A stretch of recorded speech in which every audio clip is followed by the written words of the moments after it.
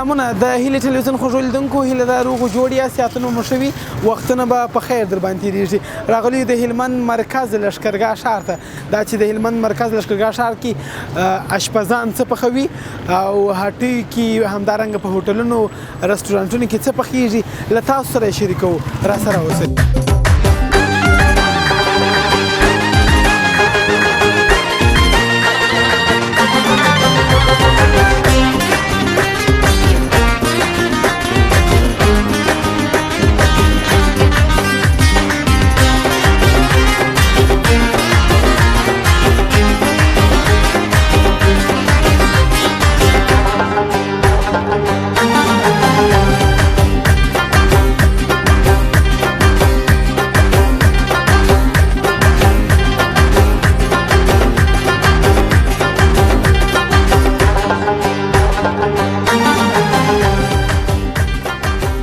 د هیلې ټي وي خوږو لیدونکو راغلیو هلمند کې یو ځوان دی ډېر مشهوره دی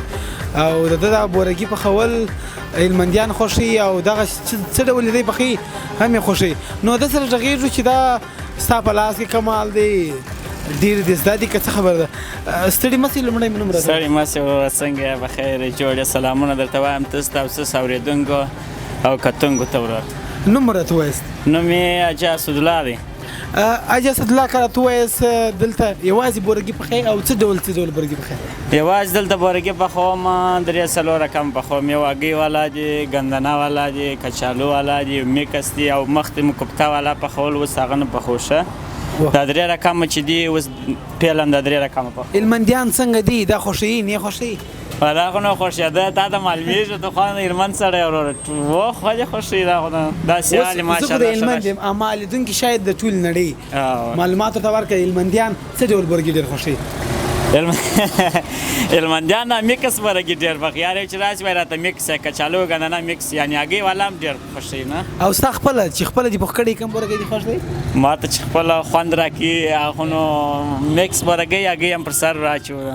ډېره مننه کور دی آباد مننه ستاسو خوږو لیدونکو راسره اوسئ له نورو خوړو سره مو اشنا کوو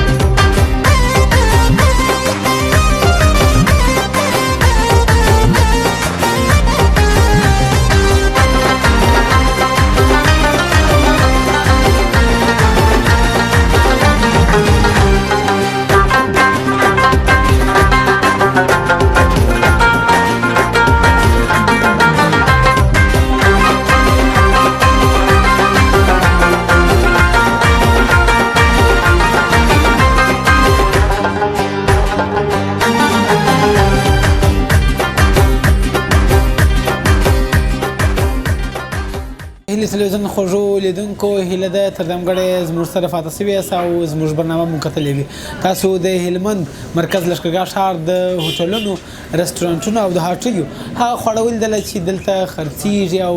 د ولسوالۍ څخه هم خلک راځي او دلته یې خوري. نو تر بیا چې مو تر یو بلې داسې پروګرام زه ځوان د کال خدمت کې حاضرېږم. پر الله مو سپارم ښه وختونه ښې چارې. د الله په امان. چې یې مونږ دوستانو د دې ویډیو ترڅنګ د هیلو ټلویزیون یوټیوب چینل در سره سابسکرایب چې شي ورته وایي دغه زما نه زده کېږي بس دغسې دغه ژنګواله ور ووایي چې زموږ سره یو ځای شي.